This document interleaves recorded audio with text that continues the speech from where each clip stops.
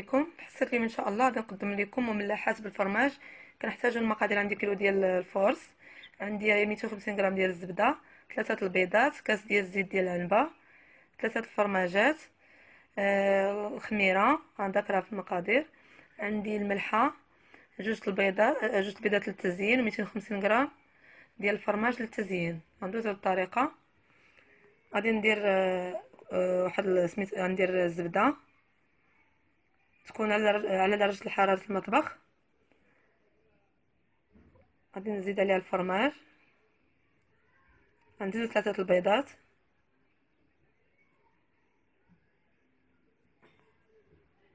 كاس ديال الزيت،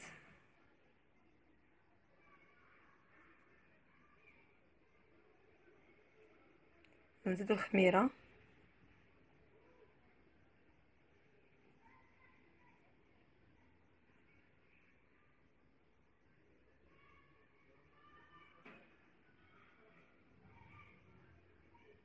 صافي. غادي نجمعو الخليط ديالنا مزيان، وغادي نجمعوه بالماء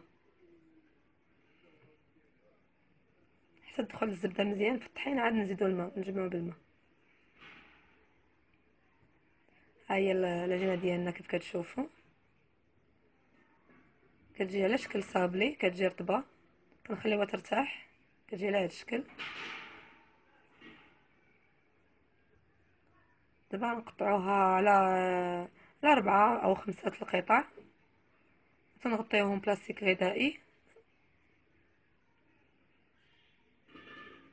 دابا كنشكلوهم، كنديرهم على شكل كرات صغار. صافي تنبداو نطلقوا في العجين ديالنا على هذا الشكل. انا درت شويه ديال الطحين، ممكن ديروا بلاستيكي الا بغيتو.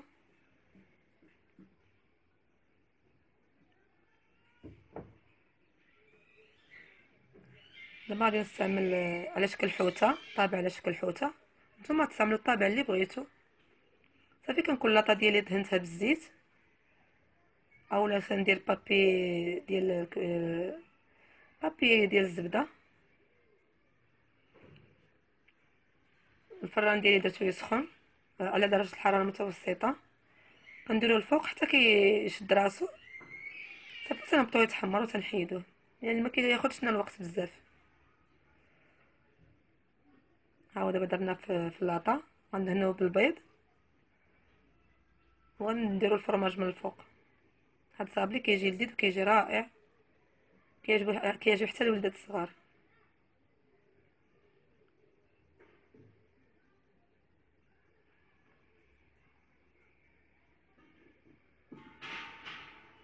دابا كندير الفرماج. نتوما تشكلوا بالطابع اللي بغيتو.